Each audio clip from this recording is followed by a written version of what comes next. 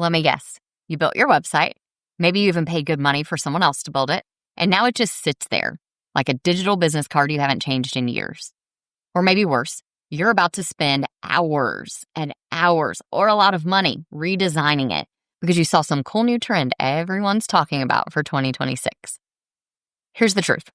The end of the year is the perfect time to do an audit of your website because two of the major mistakes I see business owners making are assuming that once your site is done, it's done and it doesn't need to be updated. And second, treating it like a fun little project where you can jump on trends instead of the business tool it needs to be. So today I'm going to share with you a mindset shift around your website as a strategic tool and a year-end website audit that's going to help you stop chasing trends and start focusing on what actually matters, getting your website to work for you and getting your visitors to turn into customers. And I'm going to give you a specific action plan that you can implement between now and the end of the year. Are you a digital product or course creator selling on platforms like Teachers Pay Teachers, Etsy, or your own website? Ready to grow your business, but not into the kind of constant hustle that leads straight to burnout? Then you're in the right place. Welcome to The Savvy Seller. I'm Kristen Doyle, and I'm here to give you no-fluff tools and strategies that move the needle for your business without burning you out in the process. Things like SEO, no-stress marketing, email list building, automations, and so much more. Let's get started, y'all. So many business owners make the mistake of assuming that once their site is done, it's done, and they don't need to update it ever. But this creates a lot of real problems for your business. You might have outdated information that confuses visitors, maybe offers that you don't sell anymore, or old contact information that's no longer good. Maybe you've got broken links that frustrate your potential customers and missed opportunities to show off the new things that you're offering right now. So your business is probably evolving constantly. It's what we do as small business owners. But for a lot of people, their website kind of stays frozen in time. And that happens because websites can kind of feel finished once you launch them, unlike maybe your social media, which more obviously needs regular updating. The second big mistake I see people make is treating your website like a vanity project instead of a business tool. A lot of times I see people focusing on what they think looks cool instead of what your customers need, or getting distracted by trendy features that don't improve conversion rates. Maybe redesigning the site based on your personal preferences instead of what the data is telling you. At the end of the year especially, you'll see people sharing their website outlook, trends for 2026, what's coming in website development. But remember, those trends aren't what get you customers. It might be fun. You might like it from just a vanity standpoint, looking at your site and thinking about how pretty it is and how on trend and new it is. But that's not usually what gets customers for you. It's really easy to chase those trends because we all get excited about new features and new designs, and we start thinking about what we like. We see those posts about what's hot for 2026. But when you chase trends, you're going to have to just continue chasing those trends year after year after year and creating this constant cycle of redesigning your site in ways that don't actually improve results. They're just busy work and maybe even expensive busy work for your website. So instead of chasing those trends, I'm going to encourage you to make a mindset shift and start by focusing on your business goals and what you want your site to do for you. Every decision you make about an update to your site should be viewed through the lens of a customer. How is this going to look and feel and work better for the customer than what I'm currently doing? Can you incorporate some trendy things when you do that? Absolutely. But focus more on the performance than the aesthetics. Every update you make should improve your website's performance, not just the way that it looks. The key to making those strategic updates is about using real data from real customers, not just hunches that you might have. So ask yourself questions like, are you getting traffic to the most important pages on your site? Once you get that traffic, are those people taking the action you want them to take? Are they engaging with your content? Are they staying on the page long enough to read it? And are they clicking the link over to whatever you want them to be their next step? There are a lot of tools you can use to gather that data. I'm going to recommend a few for you that I use and trust. The first one is Google Analytics. I know, simple as that is, Google Analytics is really important for helping you understand traffic patterns and user behavior on your site. It's also the best way to just know how many people are viewing your pages in general. You can also use Google Search Console. That helps you see how you are showing up in search results, how high up in the results pages, what search terms are you showing up for, and how are you getting people to convert into clicks from the search results as well. Both of those are completely free. But if you want to go a little bit further, there are some paid tools that you can use that create heat maps on your website. One is called Mouseflow. That's the one I am currently using, and I've also used Hotjar in the past. Both of those will show exactly how users are interacting with your pages. And this is really important for learning what updates you need to make on your site versus what needs to get left alone because it's already working well. See, what I see a lot of times is people get excited about new trends and they start making changes and they actually take away features that were doing really well on their site because they didn't look at the data first. So let's talk about what a heat map like Mouseflow or Hotjar can show you. They record visitor sessions on your website. Anonymously, of course, they anonymize the user data, but you're able to see on the recording where people are ignoring your call to action buttons or where they're clicking on things that aren't actually clickable, where they might be getting stuck at dead ends. You can also see where they are scrolling straight past certain parts of your pages and ignoring them completely. And when you have that kind of information, then you can optimize your layout based on actual user behavior. So, for example, if your heat map shows that people are only making it 20% of the way down the page before they exit, then you know that your main offers might need to move up higher on the page, or you need to do a better job of reeling people in so they'll stick around your page longer.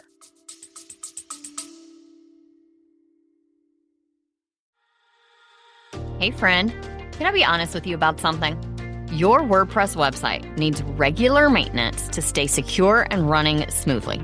But I'm guessing you're either too busy to deal with all those updates, or maybe you look at that WordPress dashboard and feel completely overwhelmed by all the technical stuff you're supposed to be doing.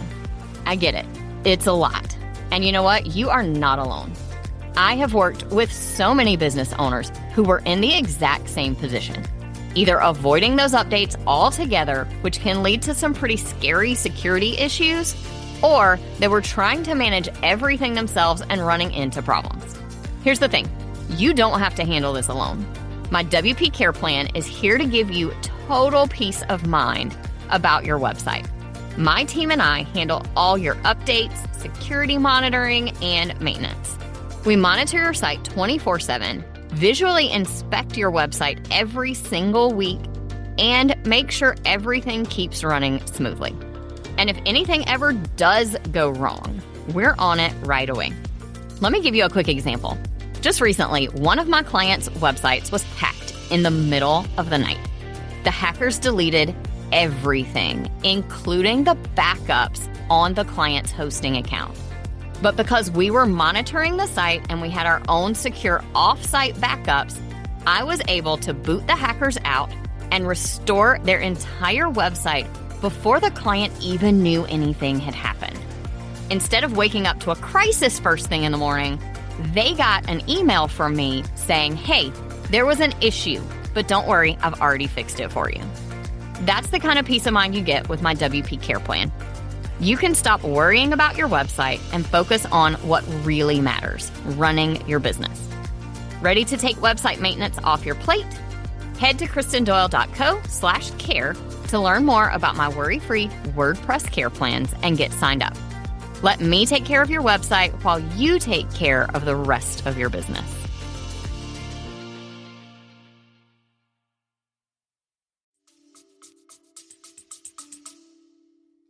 All right, so let's talk about how to actually implement a year-end website audit based on that data. The first step, of course, is gather the data.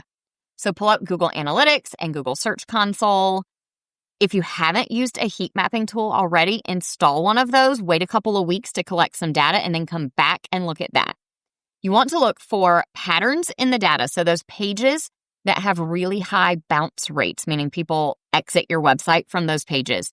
What your heat map is showing you about where people are clicking versus the things that they are ignoring. And review where your leads and your purchases are actually coming from. So look for the source of that traffic as well. Look through your data first, but then take a step back and audit your website like a first-time visitor. Click through your entire site as if you're seeing it for the first time, and be really honest with yourself about what you find. For the moment, try to forget everything you know about your business as the business owner and think like a first-time visitor. Look specifically for anything that might be confusing to them, anywhere you're not super clear about who you are and what you offer and how you help and how they can get it. Look for outdated information, things like old services or business models that you might have changed. Look for broken links or any kind of navigation issues. Those super important pages that maybe are kind of hidden on your site and there's no way for people to get to them. And look for what I call dead-end pages. These are ones where there is no clear call to action, and outside of maybe going up to the menu or searching, there's nothing I know for sure I need to do from this page. Pay extra special attention to the most important pages. So this would probably be your homepage and then either a services or a product page. Sales pages, your shop storefront. Those most important pages, give those the most attention. And then your third step is to plan some time to make strategic updates. If you have big problems that are super easy and quick to fix, like a broken link, fix those right away. Don't let that stuff just linger around on your site if you can fix it in just a few minutes. But then identify maybe 3 main improvement opportunities that are going to take a little more time and schedule those out in your calendar once a month for the first quarter of 2026. Think about upcoming business changes, things you're planning to do, maybe a new direction you're going to head with your business in the first quarter, and make sure you're getting your site ready to make those changes with you. And then mark your calendar. Make a reminder to check your data again in 3 months. I like to check my data at least once every quarter and use that to tweak my site just little bits at a time to make sure it's performing as well as it can. All right, so here's what you need to do. Your main action step for today is to block out a couple of hours to schedule an end-of-the-year audit of your entire website sometime before December 31st.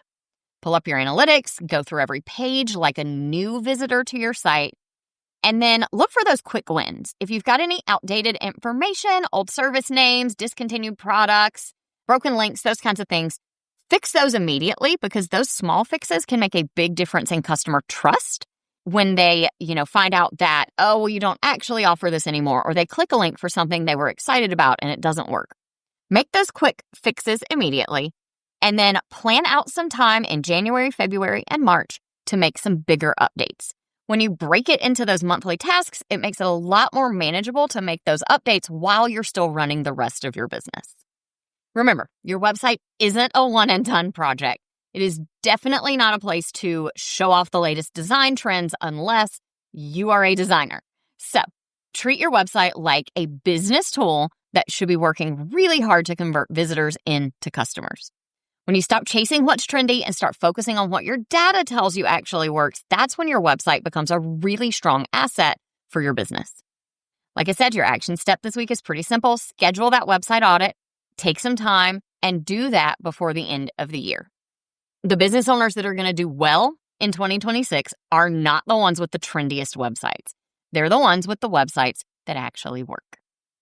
If you found this episode helpful, make sure you're subscribed so you don't miss our next episode. And if you have a minute, I would really appreciate you taking a second to leave a review or a rating on your favorite podcast platform. It helps other business owners like you find the show so that I can help them with these same kinds of strategies. I'll talk to you soon. If you loved today's episode and want more where that came from, check out my everything page. It's your one-stop shop for all things savvy selling. From free resources and templates to full courses and coaching, You'll find everything I offer to help your business shine in one handy place. You can also get all the details about my web design and WordPress maintenance services to keep your website as polished and savvy as your products. Just head over to kristendoyle.co/everything, or you can find the link in this episode's show notes. See you in the next episode of The Savvy Seller.